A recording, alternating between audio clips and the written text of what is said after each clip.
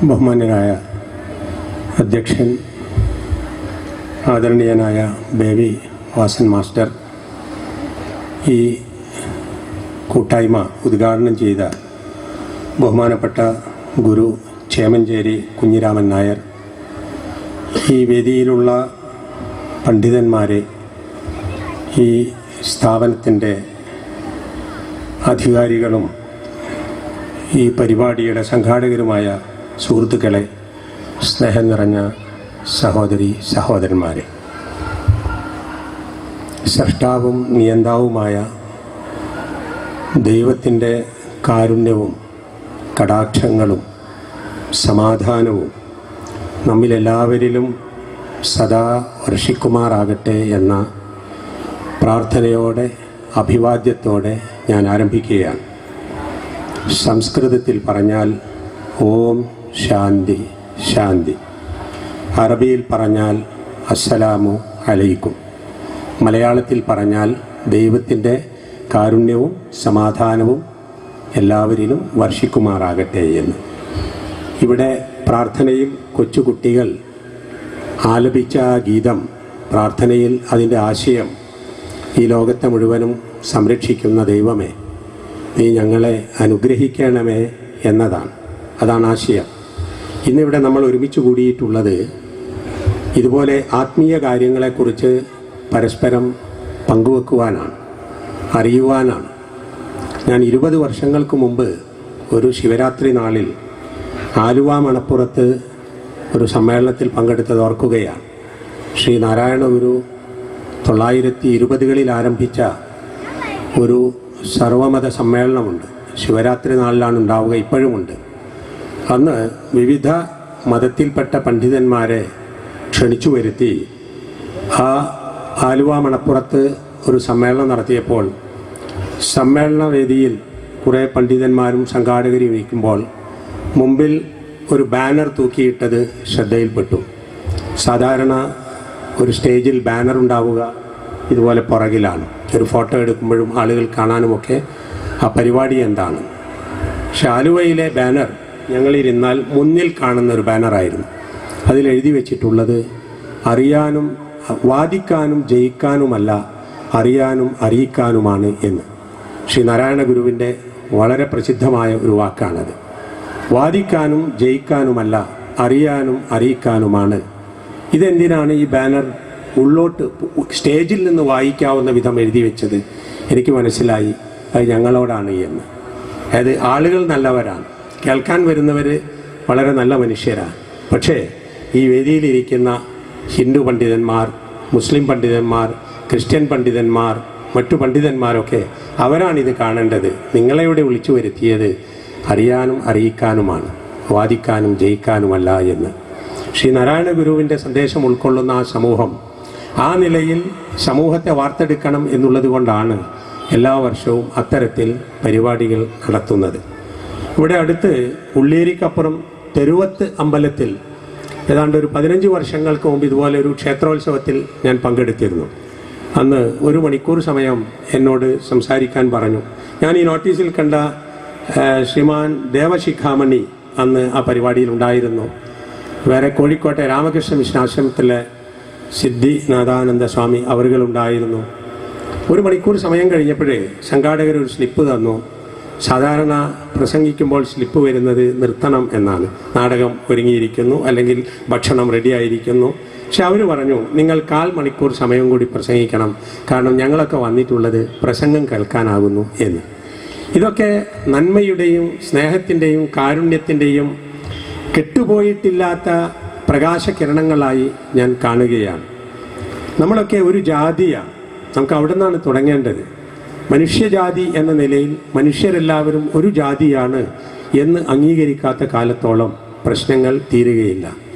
അപ്പോൾ സംശയം ഇതാണ്, എങ്കിൽ നമ്മിൽ ഒരുപാട് വ്യത്യാസങ്ങളുണ്ട്. നമ്മുടെ കൂട്ടത്തിൽ നീളം കൂടിയ ആളുകളും കുറഞ്ഞവരുമുണ്ട്, കറുത്തവരും വെളുത്തവരുമുണ്ട്, പല ഭാഷ സംസാരിക്കുന്നവരുണ്ട്, അതുപോലെ പല കുലത്തിലും ജനിച്ചവരുണ്ട്, പല വേഷവിധാനങ്ങളുമുള്ളവരുണ്ട്, പല രാഷ്ട്രീയ പ്രസ്ഥാനങ്ങളിലും പ്രവർത്തിക്കുന്നവരുണ്ട്, പല വിശ്വാസങ്ങളും ഉൾക്കൊള്ളുന്ന ആളുകളുണ്ട്.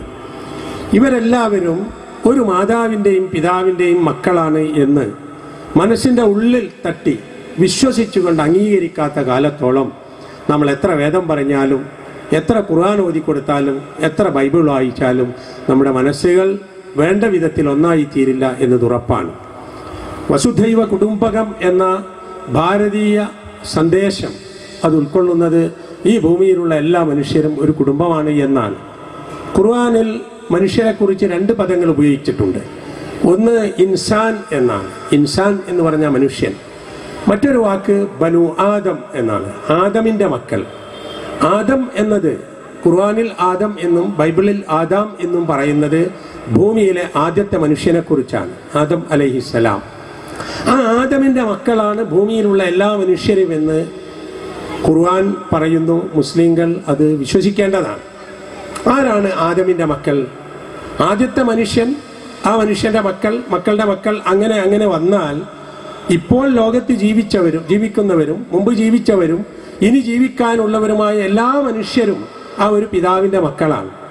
അവരിൽ ആരെല്ലാം ഉണ്ട്? അവരിൽ ദൈവവിശ്വാസികളുണ്ട്, ദൈവനിഷേധികളുണ്ട്. അങ്ങനെയും കുറച്ച് ആളുകളുണ്ടല്ലോ ദൈവത്തിൽ വിശ്വാസമില്ലാത്ത. അതുപോലെ ദൈവവിശ്വാസികളിൽ ഹിന്ദുക്കളുണ്ട്, മുസ്ലിങ്ങളുണ്ട്, ക്രിസ്ത്യാനികളുണ്ട്, ബുദ്ധമതക്കാരുണ്ട്, ജൈനമതക്കാരുണ്ട്, എല്ലാവരുമുണ്ട്. ഇവരൊക്കെ തന്നെയും വലഖദ് കറംനാ ബനി ആദം ഖുർആനിൻ്റെ ഒരു വചനമാണ്.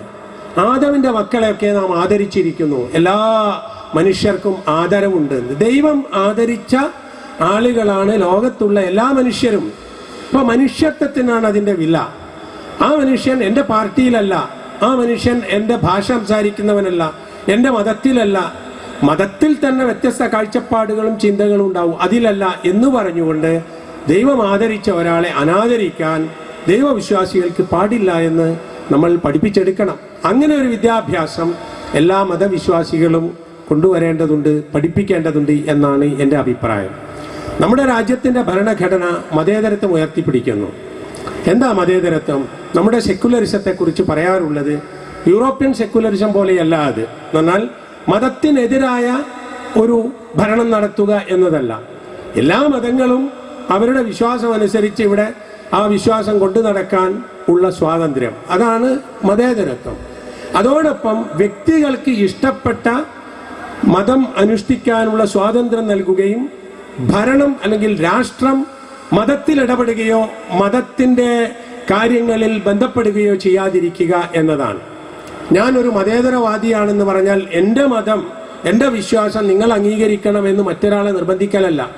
എൻ്റെ വിശ്വാസം അനുസരിച്ച് എനിക്ക് ജീവിക്കുവാൻ സാധിക്കണം, എൻ്റെ സുഹൃത്തിന് അയാളുടെ വിശ്വാസം അനുസരിച്ച് ജീവിക്കാൻ സാധിക്കണം. ഇന്ത്യൻ ഭരണഘടന ലോകോത്തര ഭരണഘടനയായത് അതിൻ്റെ ഓരോ ആർട്ടിക്കിളിൻ്റെയും മഹത്വം കൊണ്ട് തന്നെയാണ്. അതിൽ മതവിശ്വാസത്തെക്കുറിച്ച് പറഞ്ഞെടുത്ത് 3 കാര്യം പറഞ്ഞു. മതം വിശ്വസിക്കാനും ആചരിക്കാനും പ്രചരിപ്പിക്കാനും ഇവിടെ എല്ലാവർക്കും സ്വാതന്ത്ര്യമുണ്ട്. പക്ഷെ ആ സ്വാതന്ത്ര്യത്തിന് 2 നിബന്ധനകളുണ്ട്. ഒന്ന്, പൊതു സമാധാനത്തിന് തടസ്സം വരരുത്. അതുപോലെ പൊതു ആരോഗ്യത്തിന് ദോഷമുണ്ടാവരുത്. ഞാൻ എൻ്റെ മതം അനുഷ്ഠിക്കുന്നത് മൂലം ഈ നാട്ടിൽ മറ്റുള്ളവർക്ക് ബുദ്ധിമുട്ട് വന്നാൽ അത് ഭരണഘടന അംഗീകരിച്ചിട്ടില്ല. ഞാനൊരു ഉദാഹരണം പറയാം. പാതിരാ നേരത്തെ ആളുകൾ ഉറങ്ങിക്കിടക്കുന്ന സമയത്ത് ഏത് മതത്തിൽപ്പെട്ടവനായാലും അയാളുടെ ആരാധനാലയത്തിൽ ഇതിനേക്കാൾ ശബ്ദമുള്ളൊരു മൈക്കെടുത്ത് വെച്ച് അയാളുടെ മതഗ്രന്ഥം ആലപിക്കുന്നു എന്ന് വിചാരിക്കുക, അല്ലെ പ്രാർത്ഥനാ ഗീതം ചൊല്ലുന്നു എന്ന് വിചാരിക്കുക. അത് ഖുർആനായാലും ഗീതയായാലും ബൈബിളായാലും അത് നമ്മുടെ ഭരണഘടന അംഗീകരിച്ചിട്ടില്ല, അത് ആ മതവും അംഗീകരിച്ചിട്ടില്ല. കാരണം എന്താ? രാത്രി ഉറങ്ങാനുള്ളതാ, ഒരു സമയം കഴിഞ്ഞാൽ ഉറങ്ങാനുള്ളതാ. എനിക്ക് പ്രാർത്ഥിക്കാം, പ്രാർത്ഥന മനസ്സിൽ നിന്നാ. എനിക്ക് പടച്ചവനെ, ഈശ്വര, ദൈവമേ, അള്ളാഹു എന്ന് പ്രാർത്ഥിക്കണമെങ്കിൽ എൻ്റെ മനസ്സിൻ്റെ വിളി കേൾക്കുന്നവനാണ് ദൈവം. പക്ഷെ അതറിയാതെ വന്നപ്പോൾ എന്ത് സംഭവിച്ചു എന്നല്ലേ? മതവും മത ആചരണങ്ങളും ഒക്കെ മറ്റുള്ളവർക്ക് ശല്യമായി. വഴിയിൽ മതവിശ്വാസികൾ ശക്തിപ്രകടനം നടത്താൻ തുടങ്ങി, റോഡ് ബ്ലോക്കാക്കാൻ തുടങ്ങി. അതോടുകൂടി രോഗികൾ റോഡിൽ വെച്ച് മരിക്കാൻ തുടങ്ങി, ഹോസ്പിറ്റലിൽ എത്താതെ അവസരങ്ങൾ ഉണ്ടായി. സ്കൂളിൽ പോയ കുട്ടികൾ എവിടെയാണെന്നറിയാതെ രക്ഷിതാക്കൾ ബേജാറായി. എന്താ? അവിടെ ഒരു മതഘോഷയാത്രയാണ്. ഏത് മതമായാലും ആ മതഘോഷയാത്ര യഥാർത്ഥത്തിൽ വഴി തുറക്കാനുള്ളതാവണം. വഴി തുറക്കുക എന്നതാണ് മതം പഠിപ്പിച്ചത്, വഴി മുടക്കുക എന്നതല്ല. അപ്പോൾ പാരമ്പര്യമായി